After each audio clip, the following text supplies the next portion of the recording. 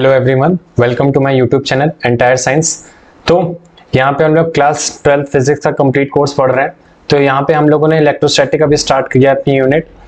हम लोगों ने कुछ बेसिक कॉन्सेप्ट इलेक्ट्रिसिटी के कवर अप कर चुके हैं, जैसे चार्जेस क्या होते हैं, quantization of charge, electrification of charges, Coulomb's law complete किया, इलेक्ट्रिक फील्ड के बारे में अब हमें पता है।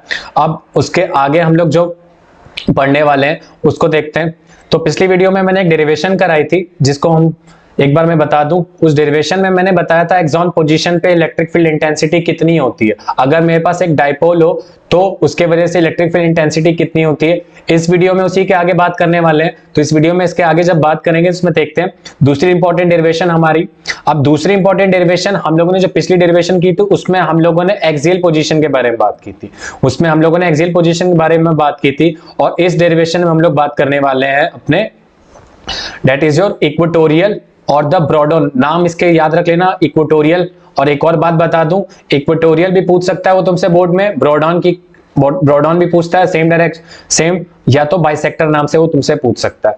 बोर्ड्स के लिए इंपॉर्टेंट डेरिवेशन है, बोर्ड स्टूडेंट्स तुम लोगों के लिए इंपॉर्टेंट डेरिवेशन है, बोर्ड स्टूडेंट्स के लिए इंपॉर्टेंट डेरिवेशन है। तो थोड़ा सा इसको ध्यान से समझ लेना, इंपॉर्टेंट है, ठीक है।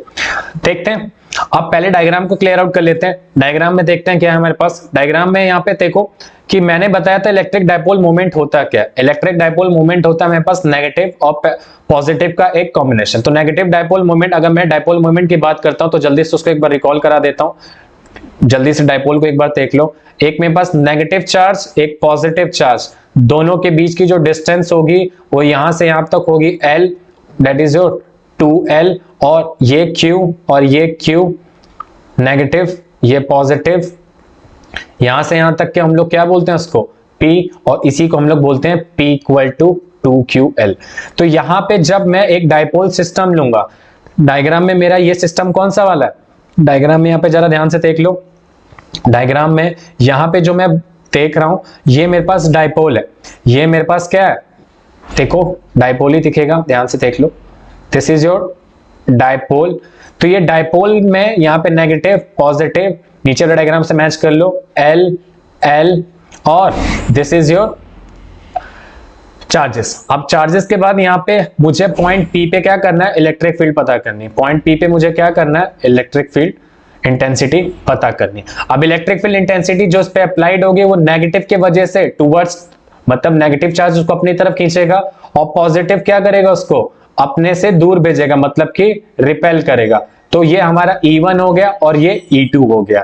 अब हमें इन दोनों के बीच में जो डायरेक्शन है इसकी और इसके बीच में, मैं यहाँ पे डायरेक्शन देख रहा हूं वो थीटा है, यहाँ पे भी डायरेक्शन क्या है, थीटा। तो फिजिक्स में अगर मैं बात करता हूं जब दो एंगल्स आते हैं, अगर मैं एक सिस्टम की बात कर रहा हूं तो एक सिस्टम से दूसरे सिस्टम पे एक ही एंगल बन सकता है। एक सिस्टम मतलब कि हमारा जो डाइपोल है और पॉइंट P हमारा जो दूसरा सिस्टम है उस पे एक ही एंगल बन सकता है। इस वजह से मैं यहाँ एंगल को क्या कर रहा हूँ, रिजॉल्व कर रहा हूँ। तो हमारा जो एंगल बनेगा वो क्या बनेगा, E1 cos थीटा और E2 cos थीटा। देखो रिजॉल्व करने के लिए क्या करो, कंपोनेंट्स तोड़ दो उसके। कंपोनेंट्स तोड़ने के लिए देखो ये हमारे पास क्या बन जाएगा, E1 sin theta, this is your E2 sin theta, और ये हमारे पास क्या बन जाएगा, E2 cos थीटा और E1 sin थीटा। अब ये देखो दोनों एक ही डायरेक्शन में हो गए, ये दोनों एक ही डायरेक्शन में हो गए। यहां से यहां तक कि अब यहां पे अप्लाइड करेंगे पाइथागोरस थ्योरम। पाइथागोरस थ्योरम के अकॉर्डिंग हमें R पता है, that is your height, base पता है, दैट इज योर L।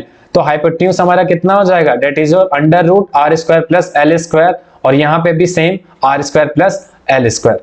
तो ये हमारे पास एक राइट एंगल ट्रायंगल है इधर वाला, और इधर वाला एक राइट एंगल ट्रायंगल है। तो राइट एंगल ट्रायंगल में अगर मुझे हाइट पता होती है, बेस पता होता है, तो हाइपोटेन्यूज निकालने का ये मेथड है।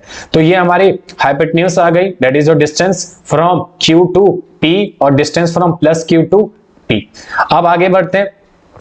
Now if you have to calculate electric dipole, मुझे इलेक्ट्रिक डाइपोल मोमेंट निकालना है कहां पे, पॉइंट P पे। ये हमारा पॉइंट P है, ये हमारा क्या है, रेड से जो मैंने बनाया अभी पॉइंट P है। आफ्टर दैट जो डिस्टेंस है वहां की, उनकी डिस्टेंस कितनी है, R square plus L square, अभी जस्ट बताया मैंने। Now electric field intensity due two plus charge, जो इलेक्ट्रिक फील्ड इंटेंसिटी होगी वो प्लस चार्ज की वजह से देखो डायरेक्शन उसकी क्या होगी, टुवर्ड्स अवे, मतलब कि उसको रिपेल करेगा। इलेक्ट्रिक फील्ड कितना आ जाएगा 1/4πε0 Q/r² प्लस L²। अगर पिछली डेरिवेशन अच्छे से पढ़ रखी होगी तो वहां पे चीजें क्लियर आउट होंगी, समझ में अच्छे से आएगा। नौ अगर सिमिलरली नेगेटिव चार्ज के लिए कितना होगा, नेगेटिव चार्ज के लिए टुवर्ड्स Q, अब यहाँ पे अवे हो रहा है मतलब उसको रिपेल कर रहा है, उसको क्या कर रहा है रिपेल, और उसको क्या कर रहा है ये टुवर्ड्स अट्रैक्ट कर रहा है। तो अट्रैक्ट करेगा तो अपनी तरफ उसकी डायरेक्शन होगी, रिपेल करेगा तो अवे हो जाएगी। तो E2 इज इक्वल टू कितना हो जाएगा 1/4πε0 Q/r² प्लस L²।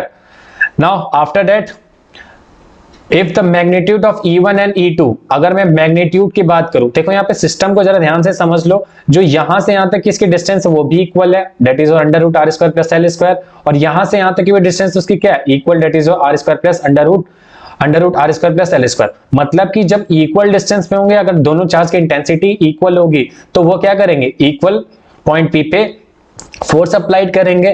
तो अगर वो दोनों चार्जेस इक्वल हैं तो मैं यहाँ पे ये लिख सकता हूँ क्या, यहाँ पे इसको हम लोग ये भी तो बोल सकते हैं कि जो मेरे पास E1 है वो किसके इक्वल है E2 के इक्वल है, तो उसको मैं नेट क्या बोल दूं E बोल दूं, उसको मैं क्या बोल दूं net E, that is your total electric field.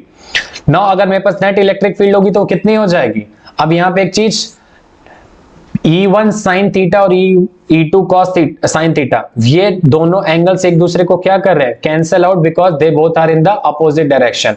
तो opposite direction E1 sin theta minus E2 cos sin theta करेंगे तो वैल्यू कितनी आ जाएगी 0।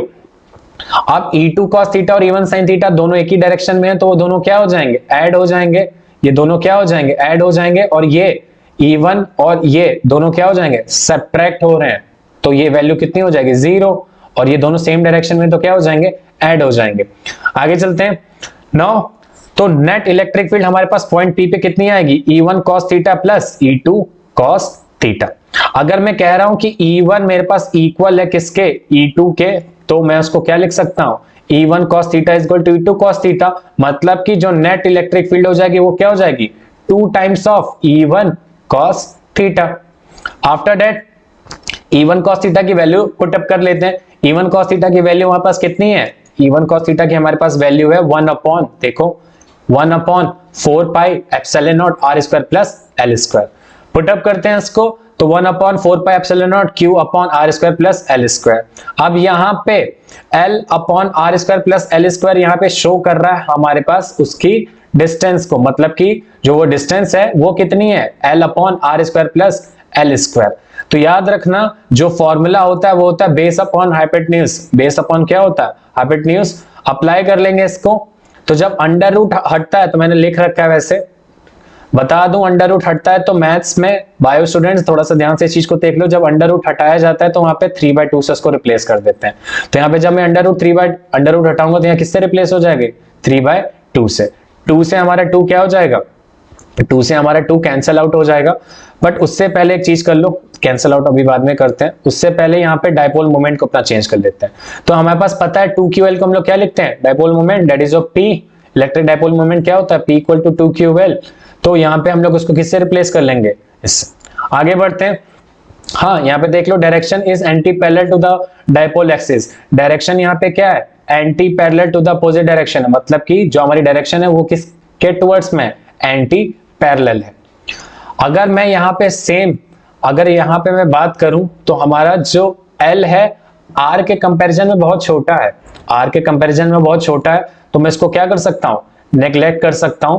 तो अगर मैं यहाँ इस फॉर्मूले में L की वैल्यू को नेग्लेक्ट करता हूं तो ये फॉर्मूला हमारे पास क्या बन जाएगा, इसकी जगह मैं यहाँ पे क्या रख रहा हूं 0, 2 से 2 क्या हो जाएगा कैंसल आउट, हमारे पास क्या बचेगी formula E equal to 1/4πε0 P/r³ newton coulomb. ये हमारे पास इसकी क्या आ गई वैल्यू।